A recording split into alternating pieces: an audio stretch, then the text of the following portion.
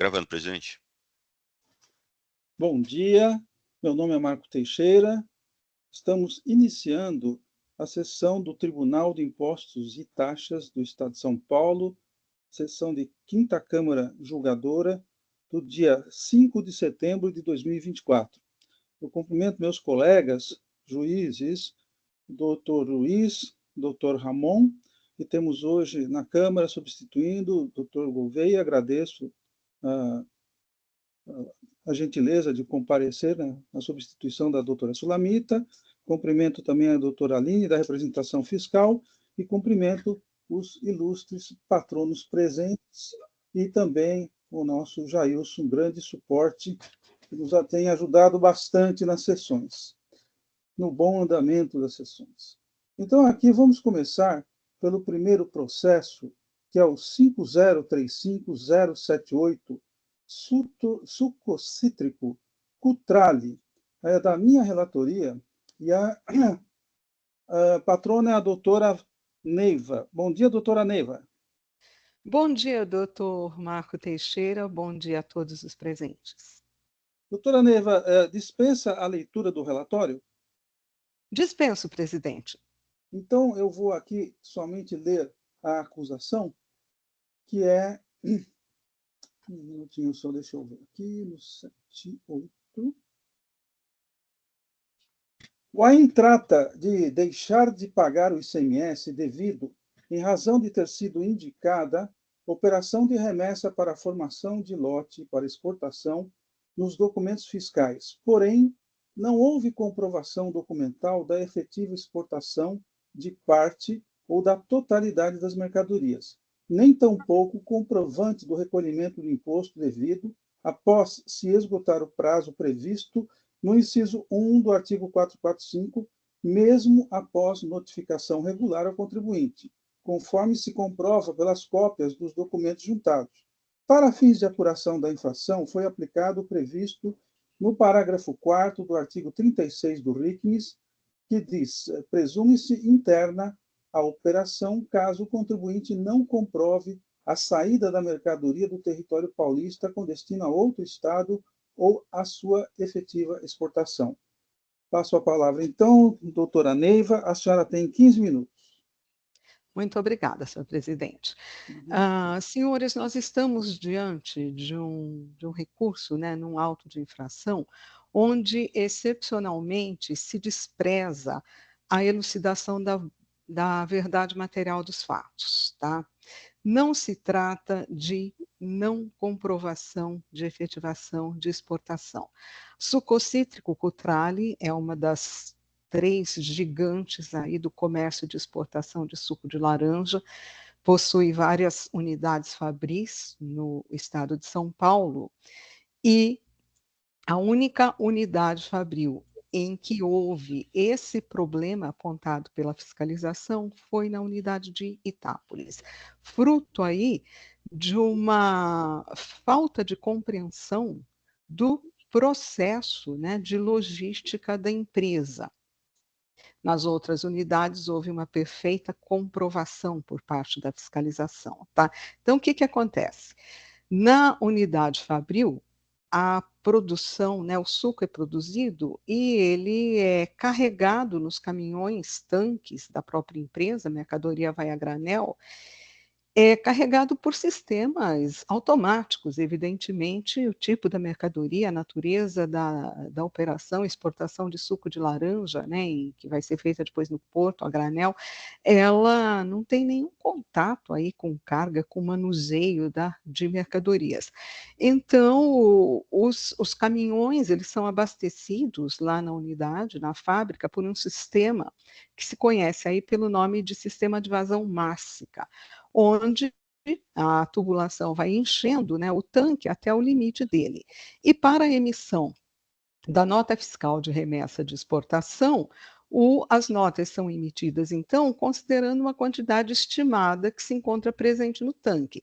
Essa quantidade é determinada em função do peso do caminhão, que já se encontra previamente cadastrado no sistema, e mais aí as expressões, né, da física, usando densidade, se calcula então o volume da carga que está no caminhão.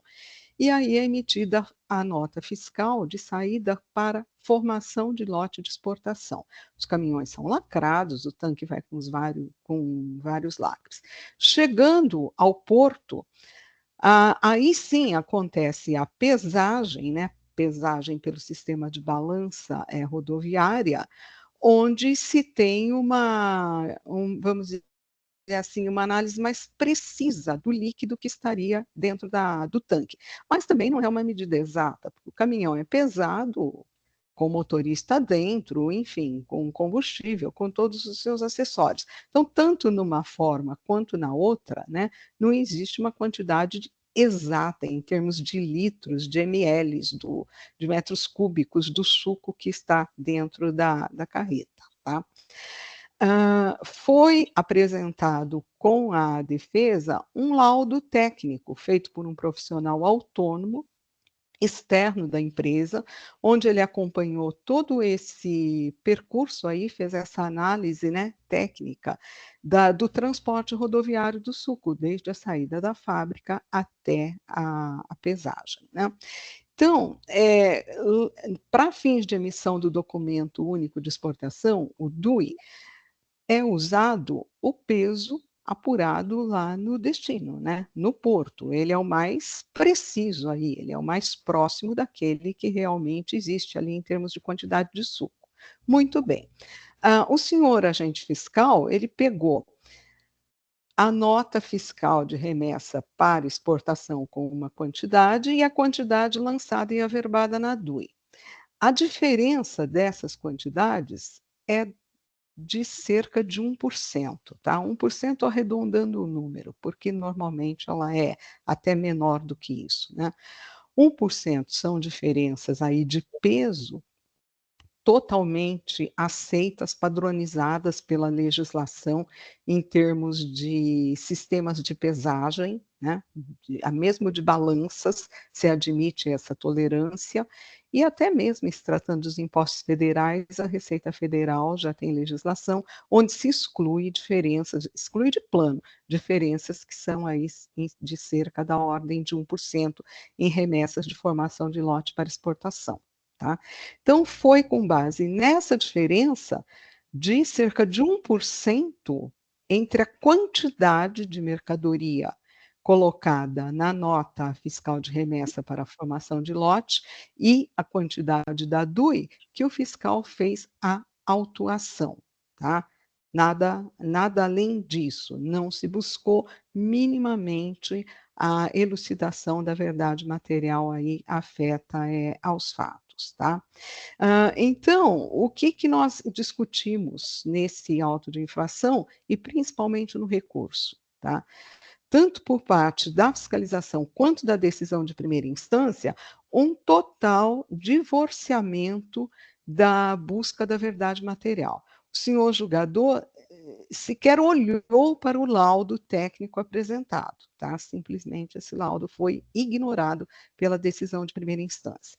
E um outro ponto também, ainda em questão aí preliminar, né, no recurso, é a questão de que o senhor agente fiscal, ele leva para a motivação do lançamento que ele fez isso em cumprimento às regras que estariam num tal plano, né, plano de exportações sem evento de averbação. Então, ele teria aí, em outras palavras, agido de acordo com a orientação da administração tributária na autuação. Causa muita estranheza, porque, como eu já disse, apenas esse agente fiscal, apenas essa unidade, nessa unidade houve esse disparate aí, né, nessa aplicação desse tal plano. Então, a ausência desse plano da instrução do auto de infração é por nós também apontada como um fator aí de nulidade, por influir bastante, né, até na compreensão da integralidade da situação e no exercício do direito de plena defesa e contraditório. Tá? Mas deixando de lado esses dois pontos, então, que seriam aí relativos a que a gente bate aí na nulidade, né, da decisão de primeira instância, no mérito está absolutamente comprovado que todo o suco que sai da fábrica é exportado. Até porque não teria como, né? O laudo comprova, não tem intervenção humana, digamos assim, sobre essas quantidades das mercadorias, né? Tudo dentro aí de sistemas automáticos, tanto no carregamento quanto no descarregamento lá no porto, tá? E diante dessas pequenas diferenças de peso de carga, o que, que a empresa faz? Quando chega no porto e a pesagem revela uma quantidade menor, né, do que aquela que foi estimada lá na fábrica, a empresa emite a nota fiscal de regularização. Ela emite uma nota fiscal de remessa simbólica, tá, para ajustar as quantidades aí nos sistemas de escrituração em atendimento da legislação. E acontece muito também o inverso. Quando chega lá no porto, a a pesagem revela um número maior do que aquele que foi estimado lá na origem. Sempre nessa ordem aí, que não passa de 1%. Tá? E aí se faz o contrário, então, né? Emitido uma nota fiscal também de ajuste, fazendo o complemento daquela nota fiscal de remessa de exportação, em termos de quantidade. Né? Esses procedimentos, a decisão recorrida, e a decisão ACO, ela chega a dizer que são absurdos, que a empresa jamais poderia usar disso sem a concessão de um regime especial. Tá? Mas está na legislação, né? A emissão de nota fiscal de ajuste de quantidade de mercadoria já se encontra prevista. Então, evidentemente, não se pode aí se ater ao fato de que teria que haver um regime especial para algo que já está previsto na legislação, né? Totalmente aplicável. Então, para resumir a questão aí, né, da forma como está colocada no recurso e tudo mais, ela é bastante exaustiva, né? Mas, num breve resumo aqui para os senhores, está totalmente, então, comprovado aí que não houve fato gerador do imposto, né? Nós não temos ocorrência de fato gerador a permitir essa exigência do tributo, né? Então, faltou a verificação da ocorrência do elemento que constitui a obrigação tributária. Né? Então, nós estamos nos batendo muito nesse caso, peço atenção especial dos senhores no tocante à atenção que precisa ser dada, não só às razões de direito expostas, mas também ao laudo técnico. Ele é a prova material de que não existe ocorrência de fato gerador suscetível de cobrança de imposto. Né? Atenção essa que foi totalmente deixada de lado aí pela decisão recorrida. Nós temos aqui, senhor presidente, caso os senhores juízes tenham alguma dúvida até de como possa funcionar esse procedimento, nós temos a presença aqui do Dr. Matheus, que é do corpo diretivo aí da empresa, da Cutrale, e que conhece muitíssimo bem, né, todo esse procedimento operacional. Se tiverem dúvida, ele também poderá complementar essa minha exposição. Mas, em termos aí jurídicos, é isso. Eu agradeço, né, os esclarecimentos da douta patrona, pelo seu habitual didatismo, uma sustentação muito objetiva, e eu passo ao voto, que já está registrado, que os meus pares podem acompanhar. Então, é o recurso ordinário do contribuinte. Eu começo rejeitando a alegação às folhas tais de que o AIN seria nulo por falta de instrução relativa ao plano de trabalho exportações sem evento de averbação na nota fiscal eletrônica, mencionado no relatório circunstanciado. Eu justifico. O referido plano de trabalho é um documento interno da Secretaria da Fazenda e, inclusive, sigiloso, contendo um modo e operação desenhado pelo fisco para essa fiscalização em específico, não se reportando somente ao autuado, mas sim ao trabalho a ser desenvolvido em um universo de contribuintes. Não se trata, portanto, de uma prova, não havendo nada nesse documento que caiba eventual contestação por parte da defesa, que deve versar sobre os seus próprios documentos fiscais, resumidos nos demonstrativos elaborados pelo fisco.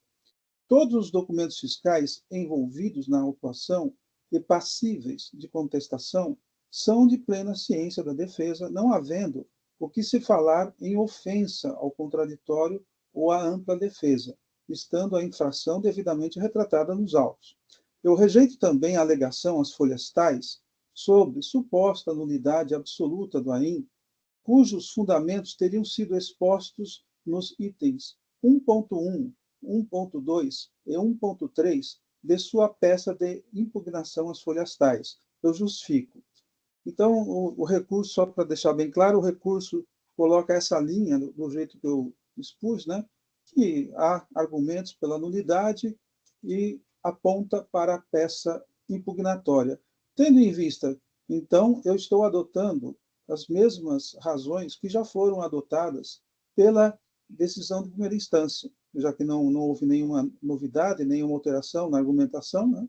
Então, eu digo que as mencionadas alegações já foram devidamente rebatidas pela decisão monocrática, conforme trecho a seguir transcrito às folhas tais, que adoto como razões de decidir. E aqui eu transcrevo, né, o que já está na decisão monocrática, e eu sublinhei aqui, negritei o que eu acho mais importante, né, mais relevante. E aí eu digo que no item 14, né, ou seja, então eu não acatei as nulidades, e passamos então ao mérito. A acusação é de que o contribuinte deixou de pagar o ICMS tendo em vista que emitiu notas fiscais de saída, indicando a formação de lotes para exportação de mercadorias, suco de laranja a granel, abarcadas pela não incidência constitucional prevista no artigo 155, parágrafo 2º, 10A da Constituição Federal. No entanto, ao se fazer o cotejo com as quantidades efetivamente exportadas, indicadas nas declarações únicas de exportação, segundo disciplinado pela Instrução Normativa RFB 1702 de 2017, encontrou quantidades menores de mercadorias do que as indicadas nos documentos fiscais de saída do estabelecimento autuado, cobrando o tributo correlato, uma vez presumida saída interna em relação às quantidades que se considera não ter sido efetivamente exportada, nos termos do artigo 36, parágrafo 4º do RICMES. Em seu recurso, o contribuinte alega que as diferenças apuradas são ínfimas, da ordem de 1%, conforme folhas tais, o que se justifica pela diferença dos métodos de pesagem adotados na origem do seu estabelecimento, por ocasião do carregamento do caminhão, e no destino, terminal marítimo, onde se dá o embarque da mercadoria para o exterior. Aduz que a quantificação em peso do suco de laranja, carregado no caminhão da fábrica, é obtida pelo sistema de vazão mássica, considerando os dados da tara do veículo previamente cadastrados, quando de sua primeira utilização, a capacidade volumétrica do seu tanque e o nível de ocupação do tanque permitido pela legislação, e ainda a densidade padrão do líquido a ser transportado, conforme laudo técnico das folhas tais.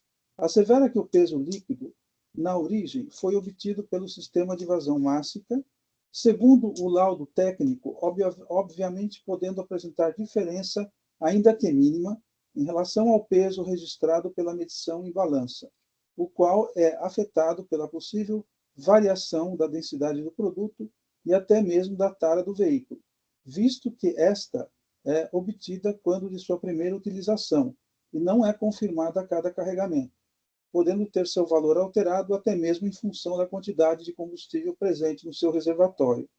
Com base no exposto, o recorrente entende que essas considerações seriam suficientes para demonstrar que o peso da carga determinado na origem é um valor estimado para ser indicado na nota fiscal de remessa para o terminal marítimo, sem que isso represente qualquer prejuízo ao controle fiscal da operação, visto que no destino ocorre a pesagem por meio de balança, aí sim, obtendo-se o valor mais próximo da realidade, e que servirá para informação no documento de exportação, ou seja, a quantificação que constará na DUI.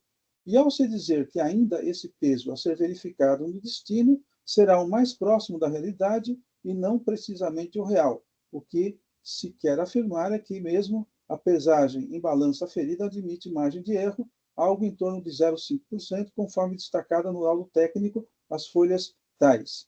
É incontroverso nos autos que o contribuinte se utiliza de métodos distintos de métrica das mercadorias no carregamento, na origem, e no descarregamento no destino, sendo inerente ao processo as diferenças encontradas, ainda que pequenas.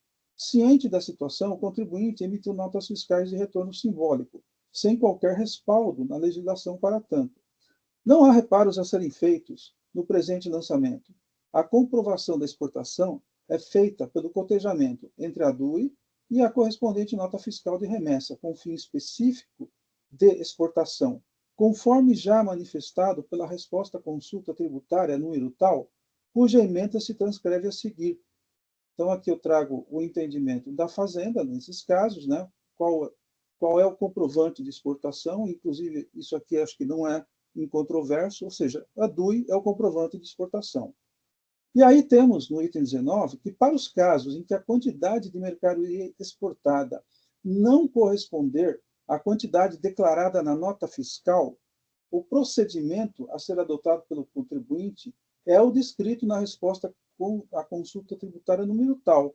Então, aqui, esse tema para a Secretaria não é novo, existe uma consulta, e aqui eu trouxe o teor, a ementa dessa consulta, e aqui talvez nesse ponto seja interessante a leitura, né? ICMS, saída de mercadoria com fim específico de exportação, perda durante o transporte. Então, ocorre o fato gerador do ICMS na saída da mercadoria a qualquer título de estabelecimento de contribuinte. E aí diz, ainda na ementa, abre aspas, o recolhimento do imposto devido por via de recolhimentos especiais dentro do prazo de 15 dias, contados da data de ocorrência do fato. Ou seja, então, fecho aspas, a consulta é clara que, não havendo esse batimento, deve-se recolher o imposto. É ônus, agora digo eu, é ônus do contribuinte formular consulta junto à consultoria tributária nos termos do artigo tal e seguintes do RICMES, para verificar se o procedimento adotado está ou não correto, tendo em vista que não há no regulamento a previsão de emissão de nota fiscal de retorno simbólico nos moldes adotados pelo contribuinte. E as consultas tributárias existentes, conforme demonstrado acima, recomendam o recolhimento do tributo por meio de guia de recolhimentos especiais. O autuado também poderia ter solicitado um regime especial que abarcasse as particularidades de sua operação, para que o fisco determinasse os controles que entendesse necessários e a forma como deveriam ser emitidos os documentos fiscais. Rejeito a alegação às folhas tais de que o artigo 440 não inclui entre os requisitos especiais exigidos para esse tipo de documento, regra proibitiva a indicação de quantidade em peso da mercadoria obtida por estimativa, a ser posteriormente corrigida, se necessário. E eu justifico. Não há na legislação dispositivo que permita a indicação de quantidade de mercadorias por estimativa, a ser posteriormente corrigido. E aí eu listo aqui o artigo 127, 4, a linha F, né, que diz que simplesmente deve haver na nota fiscal a quantidade dos produtos. Não se fala que se é estimativa ou não, então supõe-se que seja a quantidade certa. Rejeito a alegação, as folhas tais, de que a redução da base de cálculo prevista no artigo 61 do anexo 2 do RICMES para saídas internas de suco laranja deveria ter sido aplicada pelo fisco nos presentes autos. É incontroverso nos autos que, em relação à parcela de mercadorias que, conforme as provas trazidas nos autos, não teria sido exportada, não foram emitidas notas fiscais que tivessem regularizado referidas saídas, não sendo possível afirmar se ocorreram perdas no transporte ou saídas internas, sem emissão de notas fiscais a contribuinte paulista. O benefício fiscal não pode ser concedido nas situações em que os requisitos para sua fruição não tiverem sido satisfeitos, conforme prescreve o artigo 5º do RICMES, e aqui eu transcrevo o artigo. E a jurisprudência desse TIT é no mesmo sentido, conforme é possível se constatar no julgamento do processo tal pela Câmara Superior, né, cujo trecho do acórdão reproduz a seguir. Então, entendemos nesse caso que há um requisito para a fruição e não foi cumprido o requisito. Então, em relação à exclusão, no item 28, de duas notas fiscais, 64884 e 64885, entendo que o pedido cabe provimento parcial. Eu justifico. O recorrente alega que teria havido retorno das mercadorias remetidas por essas notas fiscais à origem, por meio de 3 notas fiscais. Então, aqui eu vou analisar, primeiramente, 2 notas fiscais de retorno simbólico. Primeiramente, é necessário esclarecer que as notas fiscais tais se referem a operações com CFOP 5504, remessa de mercadoria para a formação de lote de exportação, e nas informações complementares especificam que o local de entrega da mercadoria se trata de recinto alfandegado. No total, elas indicam que foram entregues ao recinto alfandegado a quantidade tal de mercadorias. Porém, isso é incontroverso nos autos, apenas uma quantidade X é que foi exportada. A diferença está sendo tributada no presente AIM, por presunção de que as mercadorias foram utilizadas em operações internas. Em relação às notas fiscais tais de retorno, elas tratam de operações com CFOP 1505, entrada decorrente de devolução simbólica de mercadorias remetidas para a formação de lote de exportação. Nas informações complementares é indicado que houve, abre aspas, retorno por quebra de transporte das respectivas DANFs, né? Fecho aspas aqui. Como já explicitado anteriormente, o entendimento da Secretaria da Fazenda, exposto na resposta à consulta tal, é o de que o fato gerador ocorre na saída da mercadoria do estabelecimento, de forma que perdas no transporte não eximem o contribuinte do recolhimento do ICMS incidente sobre essas saídas. Por outro lado, também já foi tratada a rejeição da alegação do contribuinte de que o artigo 440-A não inclui entre os requisitos especiais exigidos para que esse tipo de documento regra proibitiva a indicação de quantidade e peso de mercadoria obtida por estimativa, a ser posteriormente corrigido se necessário. Ver item 22 do presente voto. Por todo exposto, eu rejeito a alegação de que as notas fiscais tais teriam documentado regularmente o retorno de 455 quilogramas ao remetente. Então, em relação a essas 2 notas fiscais, né, deve ser mantido o AIM, certo? E aí resta em discussão a nota fiscal tal, que trata do transporte de 30 toneladas de mercadoria sob o CFAP 1504, entrada decorrente de devolução de mercadorias remetidas com fim específico de exportação. O recorrente demonstra as folhas tais que referenciou as respectivas notas fiscais no XML da nota fiscal eletrônica, de forma que não acolho a argumentação do doutor FR autuante e da douta representação fiscal de que, pelo fato das notas fiscais não terem sido mencionadas no DANF, não teria sido comprovada a devolução da mercadoria. O recorrente também demonstra que a nota fiscal foi emitida cerca de um mês após a emissão das notas fiscais referenciadas, as 2, né, no auto de infração, o que preenche o requisito estipulado no artigo 445 do RICMES, de que, havendo a devolução no prazo estipulado no inciso 1 do artigo 445, não seria exigido o imposto, conforme abaixo transcrito. Então, aqui eu transcrevo o 445 e negritei, eu vou apenas, então, destacar o negritado.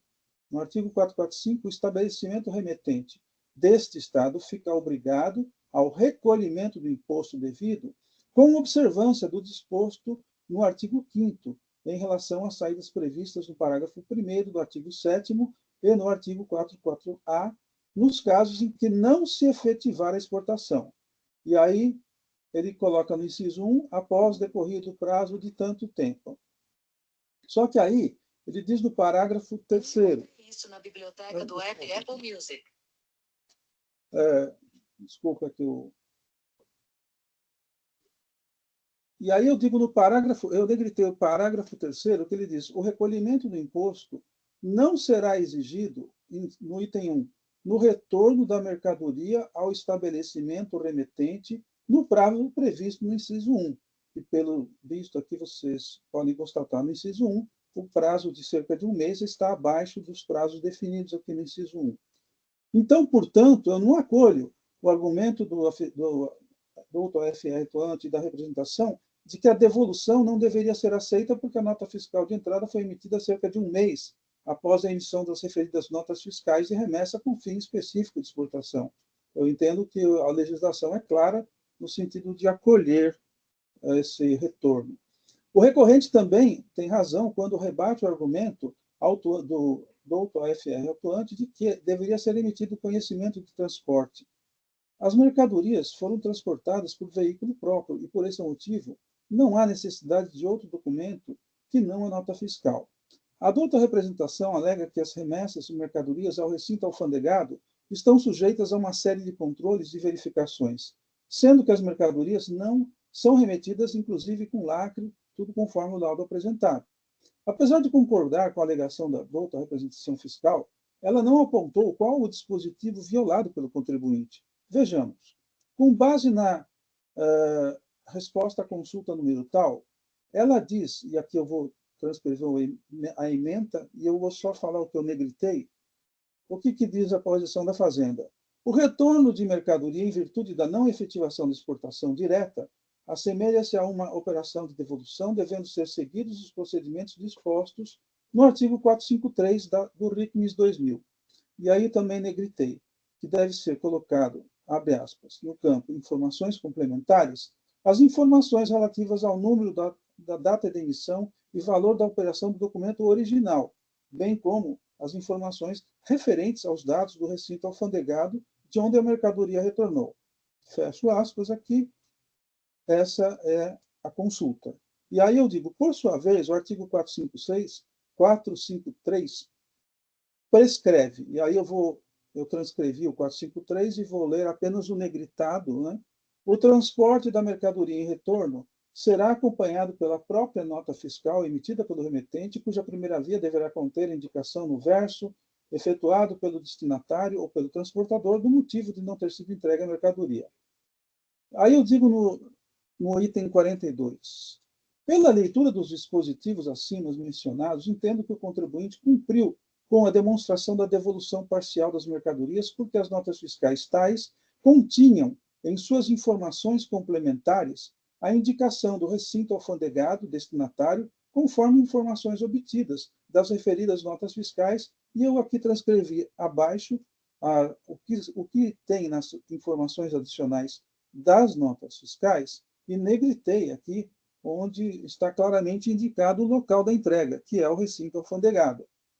Poder-se-á, daí aqui, no item 40, eu entendo que poder-se-á argumentar que algum descumprimento específico de obrigação acessória, porém, não verifico nada que pudesse demonstrar o não retorno da mercadoria ao estabelecimento remetente, dentro do prazo máximo especificado no inciso 1 do artigo 445.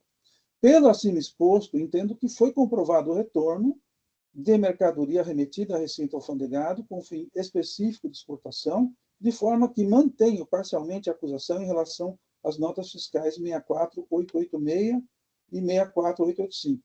Importante registrar que os fatos geradores lançados no AIM se reportam a períodos posteriores à vigência da atual redação do artigo 96, parágrafo 1º, item 1 da Lei 6374, portanto, já estão calculados de acordo com a taxa Selic.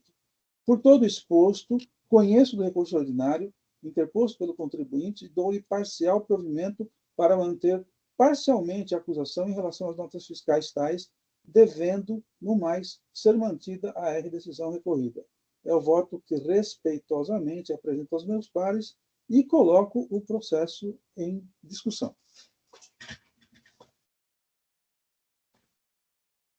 Presidente. Pois não. Bom dia a todos. Obrigado. Bom dia. Presidente, a doutora Neiva, de forma bastante assertiva na sua citação oral, pontuou a questão da não análise do laudo apresentado no sede defensivo, e analisando aqui superficialmente o laudo, principalmente na parte das conclusões, me parece, e aí a doutora Neiva pode esclarecer, que ele conclui o motivo pelo qual há diferença. É isso, doutora Neiva? Os motivos pelos quais há essa diferença de quantidade, é isso? Bom dia, doutor Ramon. Correto, é isso mesmo. O laudo, ele esclarece os motivos da diferença, justamente a questão da sistemática, né, de vazão mársica na origem e da utilização da balança rodoviária no terminal. Obrigado. Então, presidente, também analisando de forma bastante superficial, o bem fundamentado julgamento de primeira instância, me parece que, de fato, ele não cita ou aborda a questão do laudo. E, igualmente, também, peço vênia se estiver incorreto, mas o seu voto também não cita o laudo.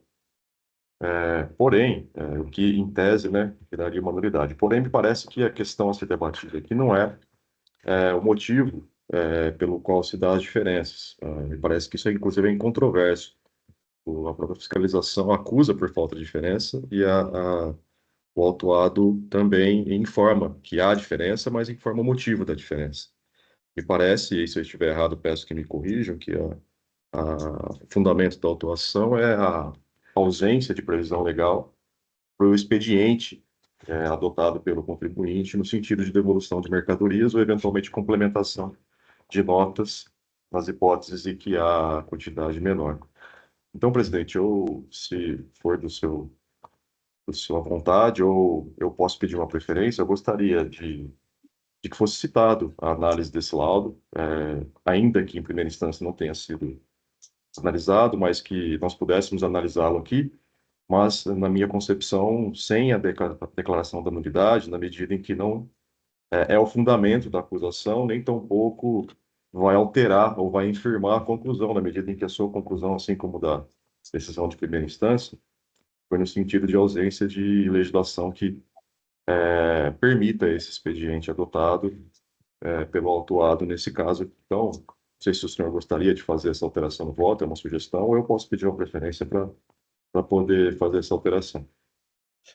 Eu agradeço os importantes considerações colocadas pelo Dr. Ramon, e eu gostaria primeiramente de esclarecer, em primeiro lugar, se eu entendi aí a sua manifestação, e nesse ponto eu concordo inteiramente, em relação à acusação e à decisão de primeira instância, a acusação realmente é sobre as diferenças, e sobre as diferenças não há controvérsia.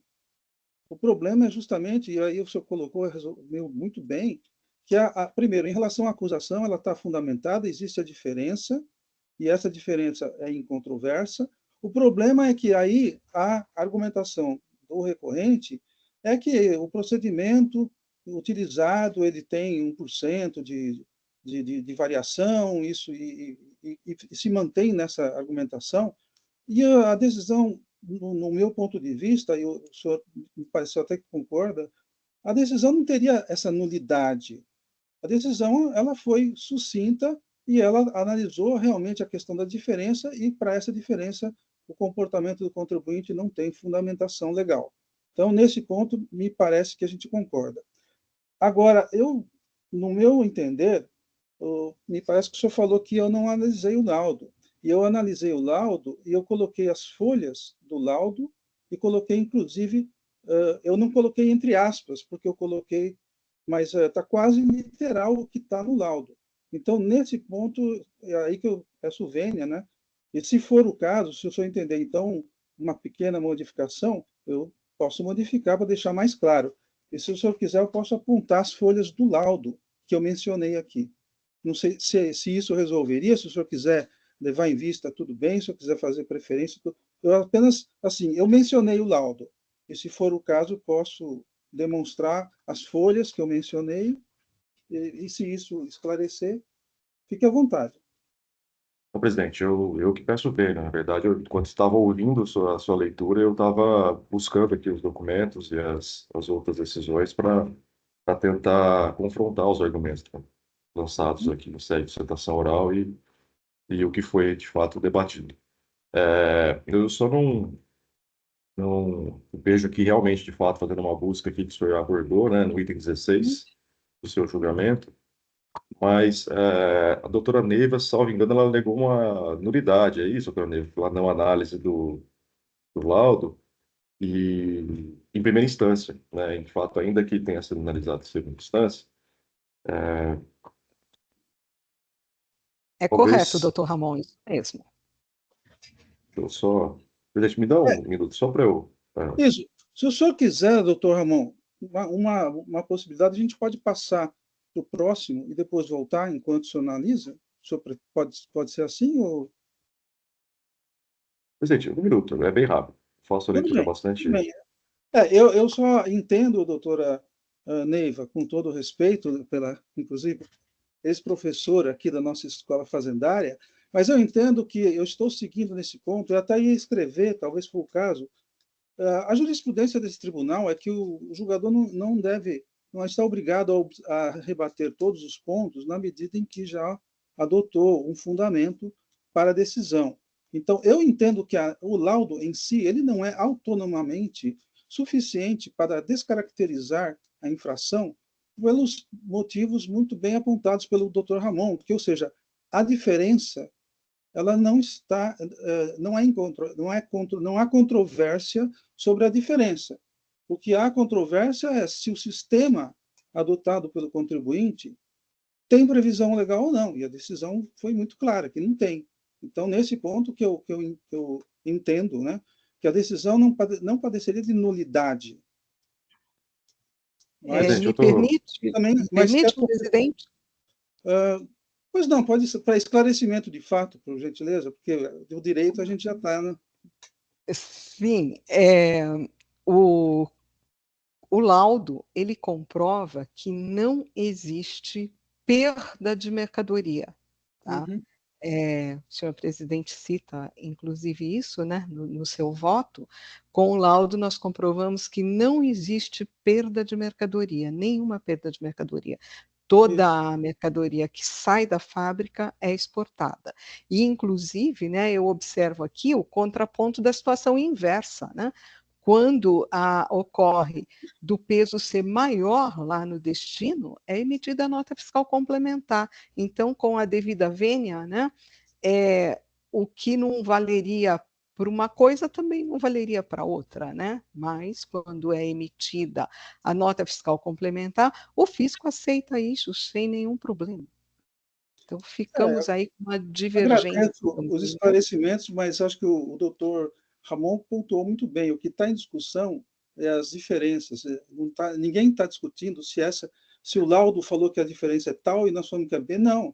Nós estamos discutindo juridicamente como se trata a diferença. E a diferença eu entendo, né? Aí sim que é a discussão, eu entendo que a resposta da consulta trazida, né, é o suficiente para esclarecer o ponto jurídico, e eu não vi previsão no comportamento adotado pelo contribuinte. Então, essa é a discussão jurídica, e aí, para isso, não há esclarecimento de fato. Doutor Ramon? Presidente, obrigado. Eu não estou satisfeito e peço desculpas por ter citado o fato do Não, senhor não ter. Que de fato eu estava aqui tentando de uma forma sinestésica ouvir e ler ao mesmo tempo e não consegui acompanhar integralmente o seu voto, apenas pelas conclusões. Eu estou satisfeito, de fato, o senhor citou e de forma bem fundamentada analisou o que se trata o laudo, né? E me parece que, nos termos do artigo 10 e parágrafos aqui, não há capacidade de infirmar o seu voto à análise do laudo em primeira instância, então eu vou acompanhá-lo integralmente. Eu agradeço os comentários do doutor Ramon e eu peço escusas, eu gostaria de ter formulado antes até o voto, vocês estão lendo agora, né? Mas a questão realmente é delicada, eu entendo. Nós temos aí a doutora Neiva, tem pessoas que conhecem muito bem o ICMS, né? Não é uma questão simples, e pergunto aos demais colegas se precisa de mais algum esclarecimento. Se houver uma necessidade de fazer alguma alteração no voto, para deixar bem claro que eu citei o voto, que tratei do laudo, por favor, esse é um bom momento, né? Eu procurei deixar o mais claro possível, mas eu confesso que aqui uma discussão não tão simples. Até, bom, tem outros pontos que poderiam ser discutidos de fato, mas eu entendo que, se o voto está claro, eu vou encerrar os debates, e se não estiver, por favor, alguma manifestação. Então, eu vou passar a votação.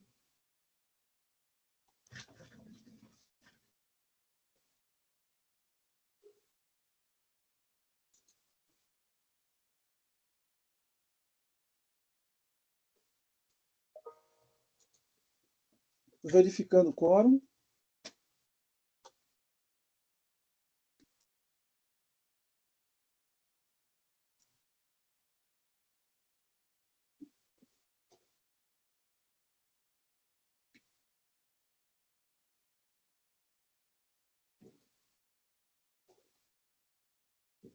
Votação iniciada.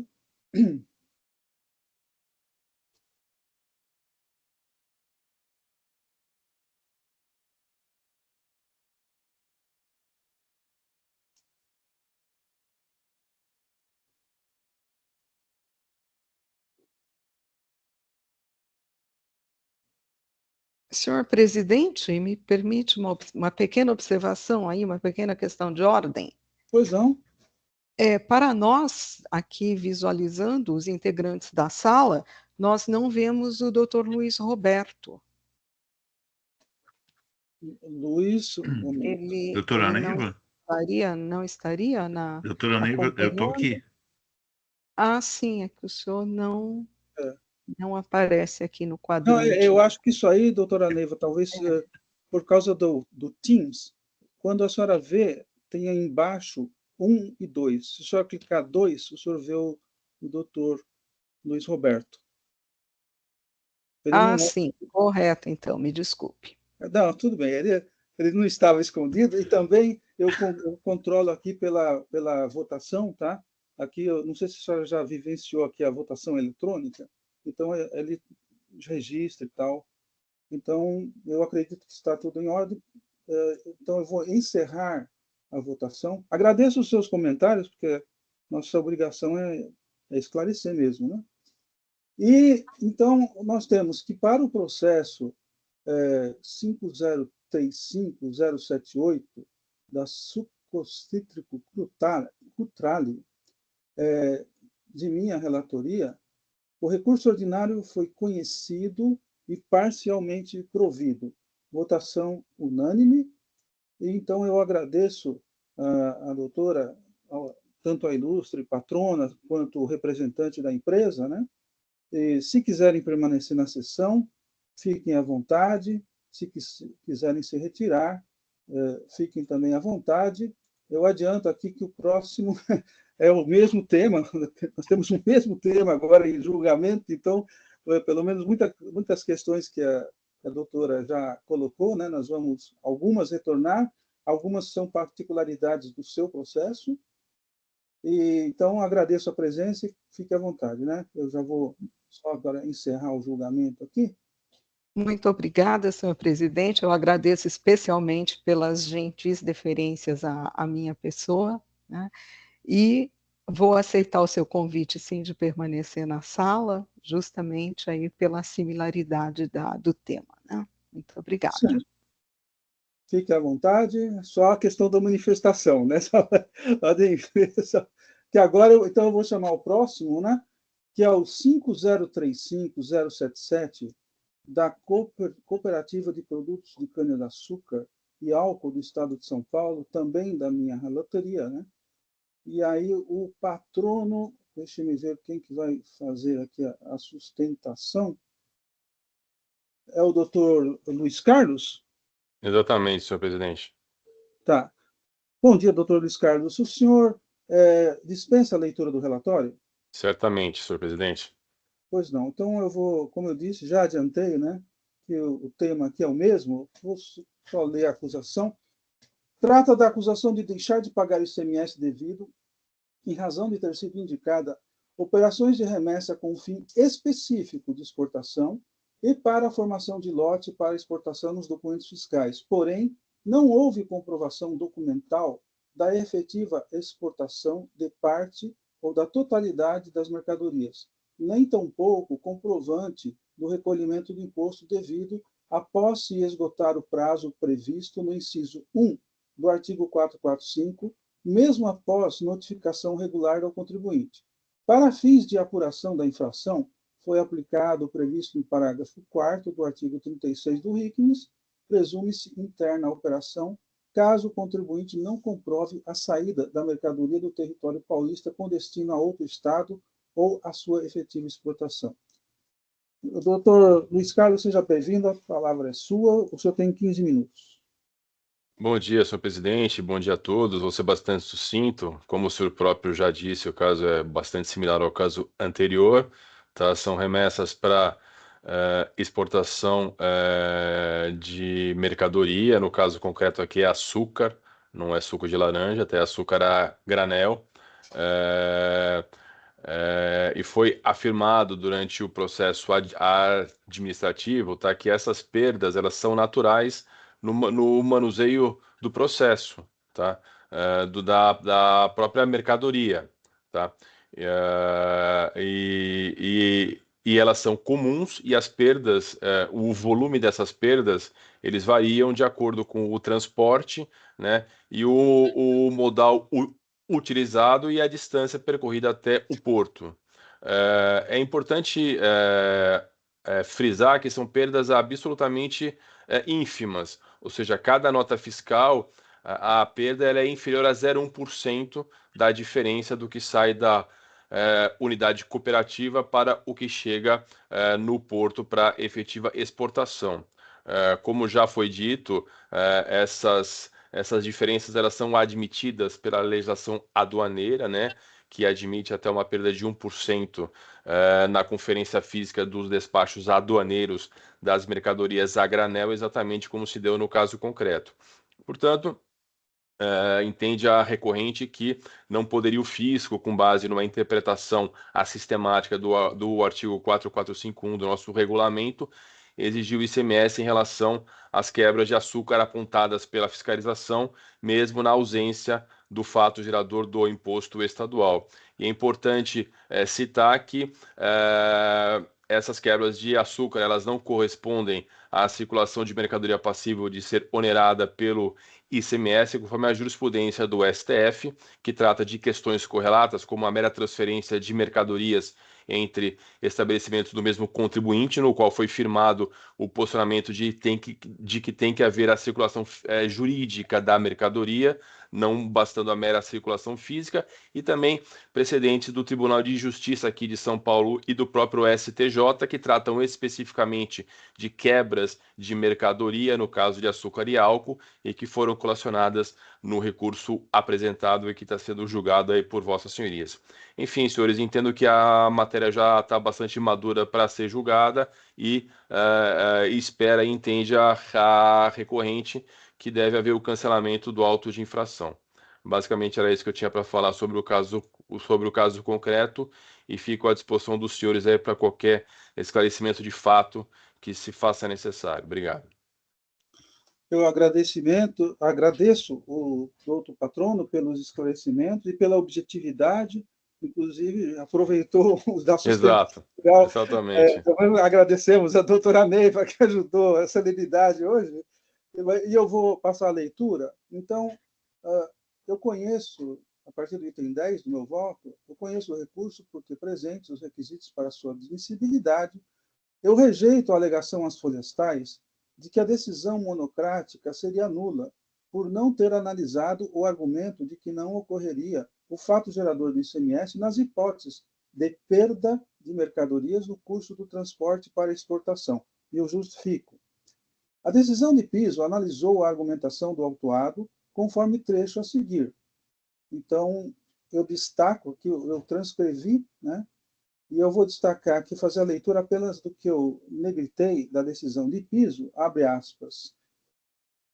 Se houve, abre aspas, decisão de primeira instância diz que se houve alguma divergência ou informação pendente no preenchimento da DUI, né, com relação às operações em que há evento de averbação, porém em uma quantidade menor, A diferença se explica pela quebra no transporte e na descarga para armazém terminal, não apresentando nenhum comprovante solicitado na notificação.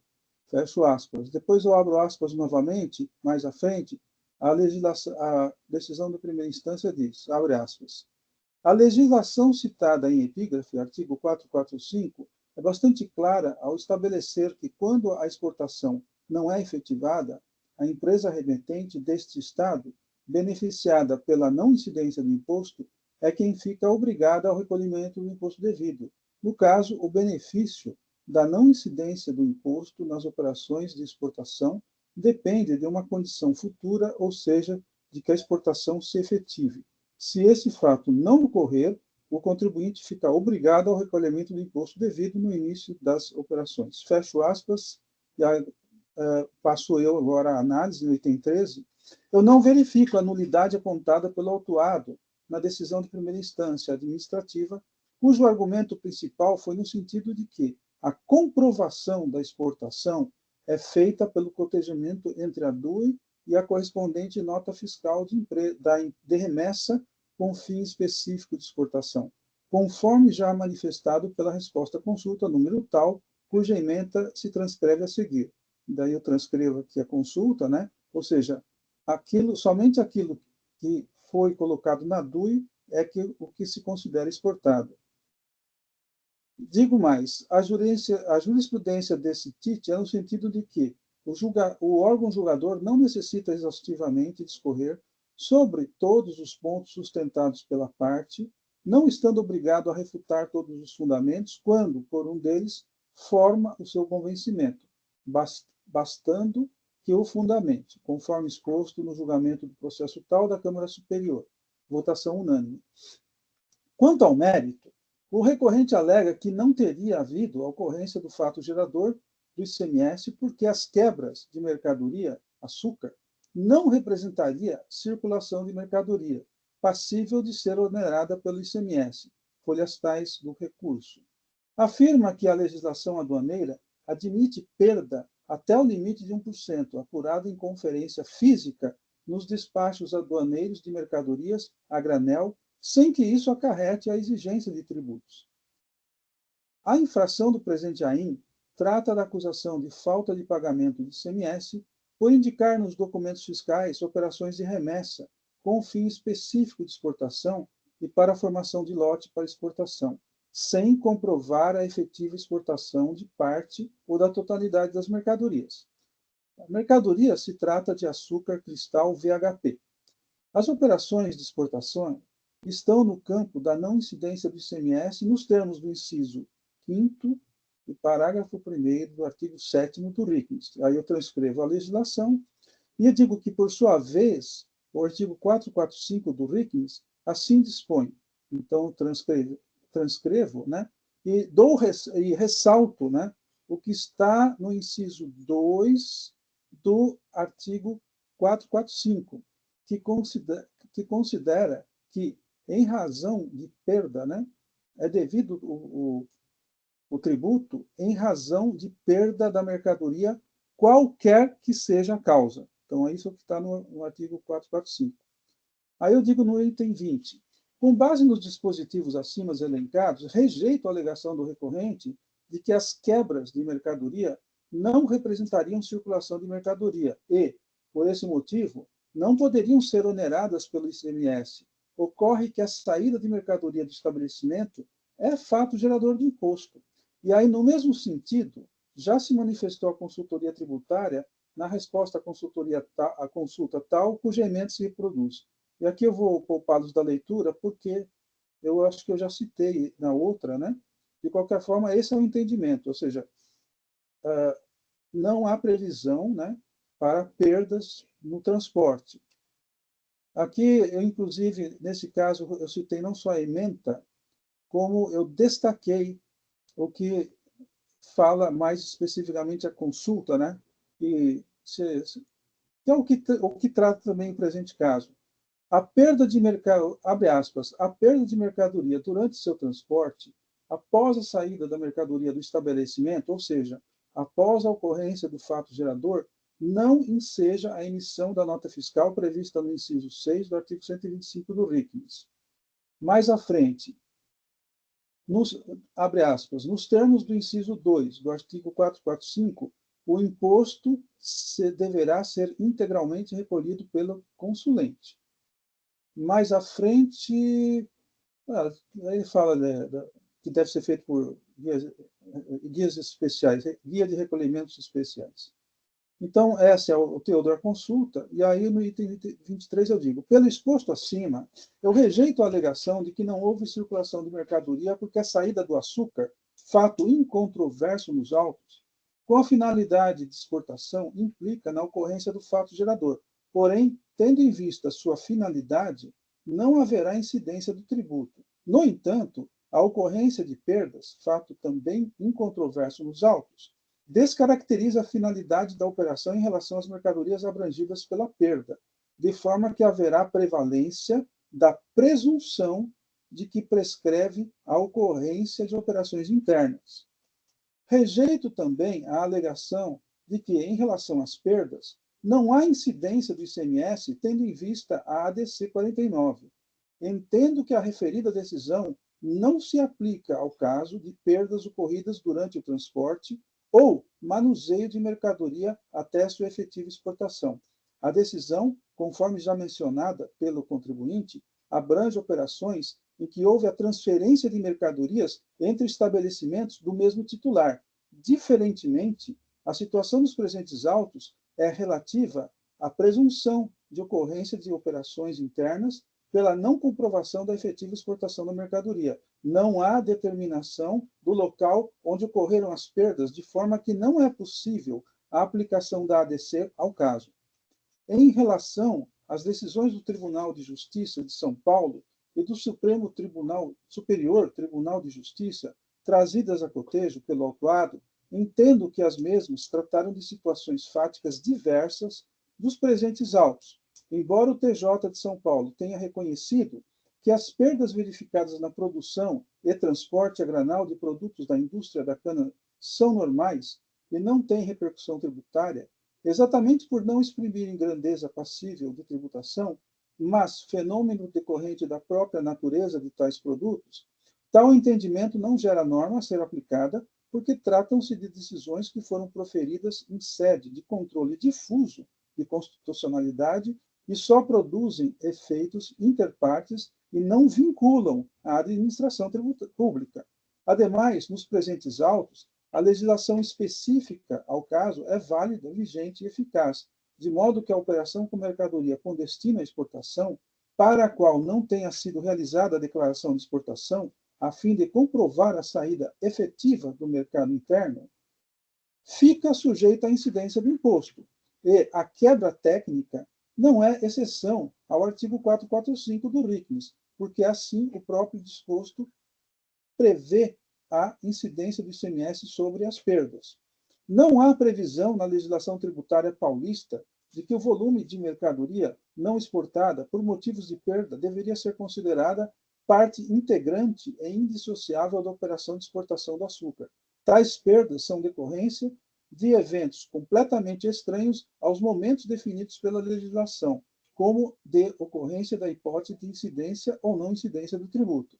Não há previsão na lei que imponha considerar que as reduções de volume e peso verificadas nas mercadorias comercializadas a granel em operações de saída para a formação de lote e posterior exportação sejam consideradas parte integrante do volume total saído com destino ao mercado externo, independente da medida da perda ser significativa ou não.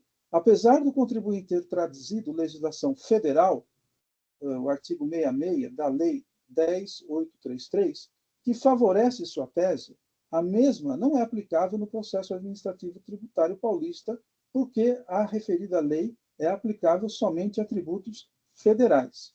Também não se aplica aos presentes autos a resposta à consulta tal mencionada pelo autuado por tratar de situação fática diversa. Como já mencionado, aplica-se aos presentes autos o entendimento firmado pela resposta à consulta número tal, que é mais específica, que é bem específica ao presente caso. Rejeita-se também a alegação de que teria ocorrido a denúncia espontânea por parte do contribuinte, porque a ausência de averbação de exportação teria como causa o cancelamento e substituição de parte das notas fiscais autuadas. Justifico.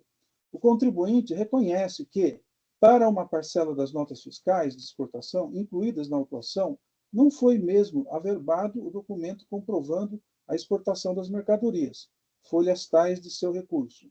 Porém, o autuado teria procurado solucionar o problema no seu sistema interno por intermédio do cancelamento das notas fiscais dos sistemas SAP e MasterSAF. Entretanto, o sistema da Cefaz recusou o cancelamento dessas notas fiscais em razão do prazo para tanto, de acordo com as suas regras, ter se excedido. Como forma de demonstrar sua boa-fé e de preservar os efeitos da denúncia espontânea, o recorrente apresentou petição requerendo o cancelamento extemporâneo dos documentos fiscais em questão, para os fins e efeitos do artigo 529 e 138, 529 do RICNIS e 138 do CTN. Em relação a esse ponto, assim se manifestou a decisão monocrática. Então, aqui transcrevo a decisão monocrática. Em relação a esse ponto, assim se manifestou a douta representação fiscal. Eu transcrevo. E aí eu digo que, verificando os autos, a razão está com a douta representação fiscal. Eu justifico. Em seu recurso, o contribuinte alega ter feito pedido de cancelamento para as notas fiscais número tal, número tal, número tal, número tal, que são 4, né? Com efeito, essas notas fiscais não constam da relação de notas fiscais objeto da autuação. Portanto, em relação a esse ponto, eu rejeito as alegações do recorrente por 2 motivos. A, conforme dito na decisão de primeira instância, se realmente tivesse sido efetivada a exportação, os eventos teriam sido registrados nas notas de remessa, tanto com relação à nota original, como em relação às notas substitutas. Se não houve evento, não ficou comprovada a efetividade da exportação. B, o recorrente não demonstrou a correlação entre as notas fiscais, objeto do pedido de cancelamento, e as notas fiscais, objeto do AIM. Aí eu digo que o recorrente alega que a multa aplicada teria caráter confiscatório e desproporcional, devendo ser, portanto, cancelada. Rejeito tal alegação, justifico. Quanto às multas aplicadas, estas estão previstas em legislação vigente e eficaz, especificamente no artigo 85 da Lei do ICMS, portanto, não há que se discutir seu montante. Cabe ressaltar que é vedado a este órgão de julgamento afastar a aplicação da lei válida e eficaz sob o fundamento de inconstitucionalidade nos termos do artigo 93 do decreto tal. O recorrente também alega que a aplicação dos juros de mora para atualização da multa seria indevida. Eu rejeito a alegação e aplico a súmula número 13 de 2018. É importante registrar que os fatos geradores lançados no AIM se reportam a períodos posteriores à vigência da atual redação do artigo 96, parágrafo 1º, item 1 da Lei do ICMS, portanto, já estão calculados de acordo com a taxa Selic. Por todo exposto, eu conheço do recurso ordinário interposto pelo contribuinte, nego-lhe provimento, devendo ser mantida a decisão recorrida. É o voto que, respeitosamente, apresento aos meus pares e coloco o processo em discussão.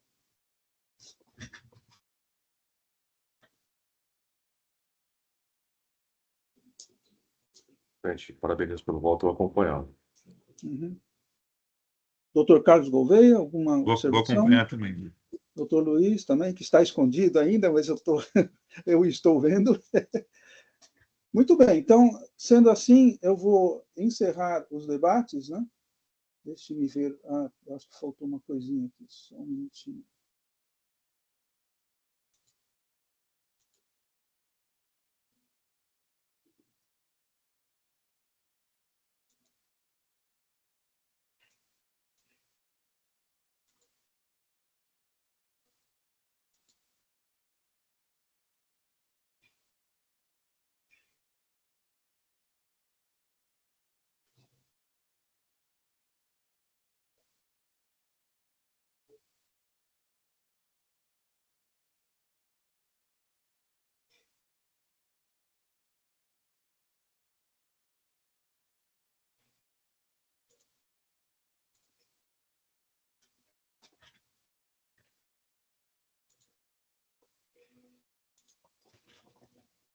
Verificando o quórum.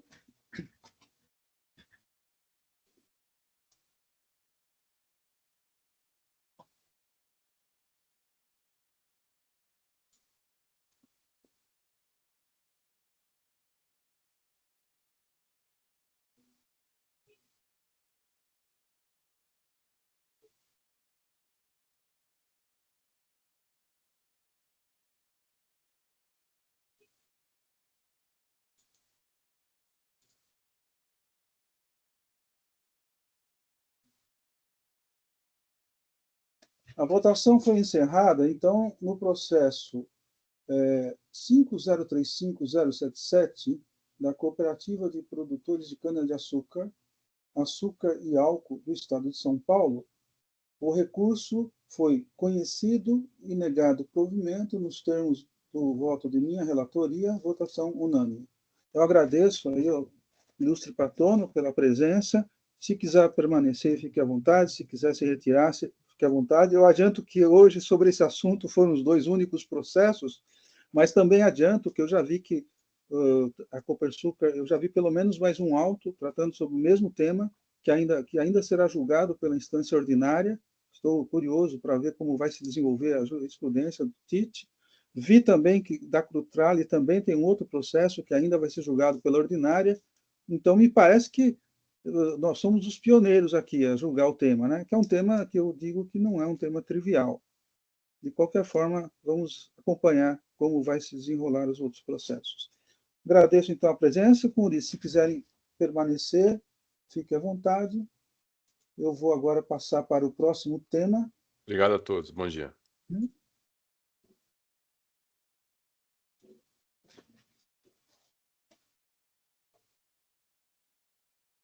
Vamos, então, aqui temos a presença do patrono da Ouro Safra, né? O senhor, deixe-me ver aqui. Mário Nelson, né? Bom dia, doutor Mário. Sim. Bom dia, doutor Marco. Bom dia a todos. Um prazer estar novamente aqui. Seja bem-vindo. Obrigado. Hoje, o senhor já fez a sustentação oral em outra, quando foi apresentado o meu voto, né? E hoje, Exato. retornando, tá? Onde será apresentado o voto vista do doutor Ramon. Então, o senhor, se quiser, como já foi feita a sustentação oral, não poderá mais fazer, mas fique à vontade para algum esclarecimento de fato, né? Ok, doutor Marco. Obrigado. Eu vou resumir o meu voto, né? Eu simplesmente conheci do recurso de ofício, neguei provimento e conheci do recurso ordinário, né? E dei, deixa eu ver aqui, e dei parcial provimento. Então, em resumo, só falando quais são as acusações, né? O AIN ele tem 8 infrações, né? Nos itens 1.1, 1.2 e 1.3, o contribuinte foi autuado por considerar tributadas como isenta, e nos itens 1.6 e 1.7, ele foi autuado por erro na determinação de base de cálculo. Então, esse é do recurso de ofício, que eu conheci e neguei provimento, e no recurso ordinário, a controvérsia relativa aos requisitos para a fruição das isenções previstas nos artigos 41, inciso 1 do anexo 1, e 9º, inciso 5 do anexo 2, todos do RICNES. Então, eu passo agora a palavra ao Dr. Ramon para proferir seu voto vista. Obrigado, presidente. Bom dia, doutor Mário Nelson. Presidente, eu já registrei o voto. Vou passar a leitura a partir do item 3. Uhum. Antes de demonstrar minha divergência ao voto do eminente relator, o acompanho quanto à manutenção dos demais itens da acusação, quais sejam itens 1, 2, 1, 3, 1, 4, 1, 5 e 2, 8, cujas razões de decidir incorporo integralmente. Quanto ao item 1, entendeu o eminente relator, Dr. Marco Teixeira, que a isenção do anexo 1, artigo 41, inciso 1, é do tipo condicionado, deve ser interpretada restritivamente e que cabe ao contribuinte demonstrar a correta destinação para fins de fruição do benefício extensional. citou o precedente judicial, apelação civil número tal, acórdão da 5ª Câmara de Direito Público e da Igreja Câmara Superior deste Tribunal, no AIM 4030406. Pois bem, no excerto da decisão do AIM 4030406, cujo voto vencedor foi da nova do eminente juiz Dr. João Maluf Júnior, consta o seguinte posicionamento, abro aspas, isso porque, para mim, o termo destinação exclusiva, apesar de referir-se ao produto, não pode ser apenas considerado em tese, como quer a posição que pretende tal condição somente deve ser aferida no momento da importação e nesse momento fixada, não comportando alteração posterior. Para mim, destinação exclusiva é aquela que efetivamente se verificou no momento da destinação, ainda que posterior ao momento da importação. O posicionamento adotado pelo eminente relator daquele processo se coaduna com a interpretação que construo do benefício fiscal do anexo 1, artigo 41, inciso 1 do RICMS, qual seja, aí trago aqui a redação do artigo 41, inciso 1 do anexo 1. Só um minuto, presidente.